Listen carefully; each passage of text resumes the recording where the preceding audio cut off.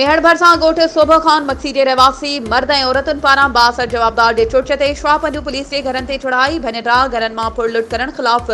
मिसमात अशरफ मक्सी शबाना मक्सी ज़मीर मक्सी ऐं ॿियनि जी अॻवाणी में नेशनल प्रेस क्लब मेहर पहुची एहतजाज कंदे दायो आहे त पुलिस अमलदारनि मुर्तज़ा उर्फ राजा मक्सी अमीर मक्सी ऐं ॿियनि जे चुर्च ते शवापंजू पुलिस ॿिनि मोबाइलनि ते सवार थी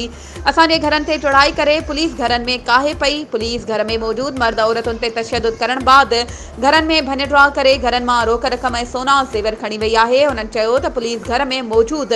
तोरियत ज़ुहैब मक्सी खे बि गिरफ़्तार करण जी कोशिश कई ऐं हुन जी ॻोल्हारी ज़ाल ते सख़्त तशद्दुद करे खेसि ज़ख़्मी कयो आहे।